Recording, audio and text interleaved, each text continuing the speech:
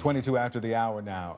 Gunpowder, a pressure cooker, chemicals for a bomb, and that's what police say a Minnesota teenager managed to amass, along with a written plan to attack his family and his school. This morning, that teen, by the way, is in custody. First of all, what are the new threats about? Well, he tried and threatened a counselor at a juvenile facility to choke her and try to kill her with a telephone cord. He's making new threats while in a facility that led him to be transferred to another facility. What's still unclear this morning, he is facing multiple charges, 2 counts of criminal damage to property, 4 counts of attempted first-degree murder, and 6 counts of possession of an explosive. All righty. Nick Valencia, thank you so much. You got it, guys. Thanks. Hey, whatever you're doing, do me a favor and take a look at your screen, because we've got some video you're not going to want to miss. 2 women. Here's another woman we're talking about, though. You didn't even know her name last week, but now she is at the center of the Donald Sterling scandal, and she has a lot of things she'd like you to know. Yeah, V. Stiviano, that's the woman, and she's not just defending.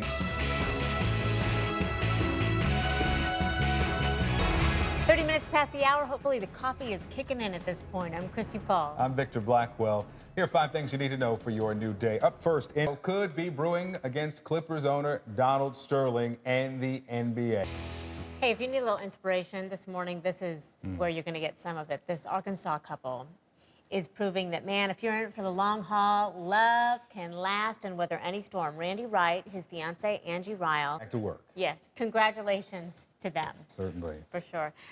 Thankfully, this weekend is going to be a gorgeous one, I think, for most of the country anyway. Let's at least hope it will be. Karen McGinnis is here with you. Karen McGinnis, good to see you. Thank you.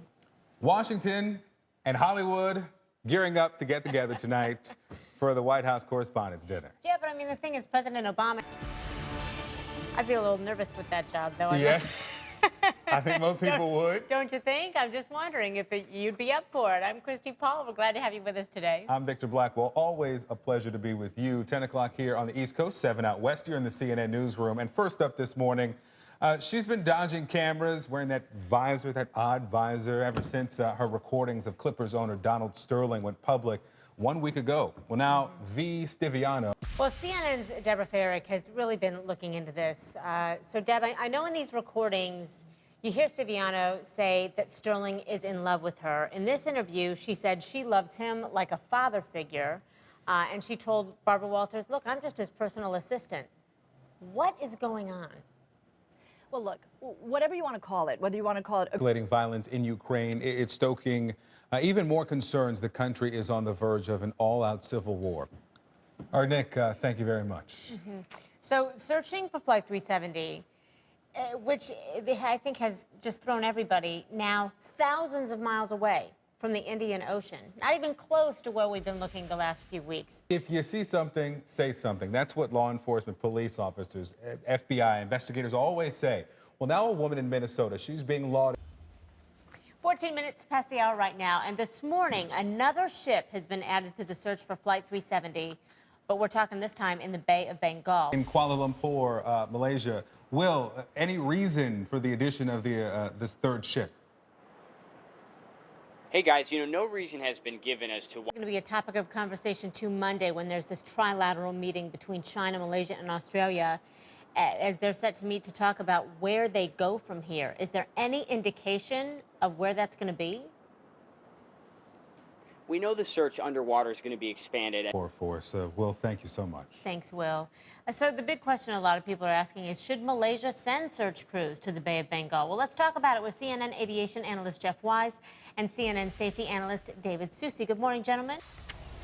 Okay, so gunpowder, a pressure cooker, and chemicals for making a bomb. This is what police say a Minnesota teen was able somehow to amass, along with a written plan to attack his parents and sister and his school. And add to that, this morning in custody following this story. What's this new threat? Well, yeah, let's start there. He threatened a counselor at a juvenile detention facility to kill her, to strangle her with a phone cord. So that led him to be transferred to another facility. Counts of first-degree attempted murder. What do we know about, the family and the mom? I had heard that somebody was able to contact her, and all she would say is something about we're all grieving. Yeah, it's a very confusing time for the family. We asked her. Valencia, thank you so much. And boy, kudos to those people that did speak up. Certainly, that neighbor. Nick, thank you. So the woman at the center of the Donald Sterling scandal, we didn't even know her name at this time last week, did we? Now it's a household name. V. 31 31 minutes past the hour right now. I hope that Saturday has been good to you thus far. I know it's early. I'm Christi Paul. If not, it'll get better. It will. Yeah. I'm Victor Blackwell. Pleasure to be with you. So let's talk about the woman at the center of the Donald Sterling scandal. We are hearing more from her today than probably we thought we would in a long time. V. Stiviano is the other voice heard on that audio recording. Stiviano also went on to call herself Sterling's best friend, his everything, and his, quote, silly rabbit. Oh, silly rabbit. Silly rabbit. Hey, joining us now to talk about this, CNN political commentator Mark Lamont Hill and Lamel McMorris. He runs Perennial Strategy Group, which includes a sports agency and a law group. Good to have both of you. Good morning, gentlemen. Thank you, gentlemen. So, would you want this job?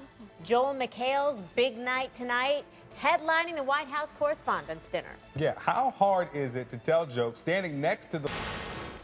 So the president, Hollywood's A-list, and the White House press corps walk into a bar. Okay, I don't know the punchline, but I know it's going to happen. Well. It's going to happen tonight in a ballroom in Washington. Somebody's going to get drunk. I don't know who, but there's drinks. Kim Coles and Rice University historian Douglas Brinkley. Good to have both of you.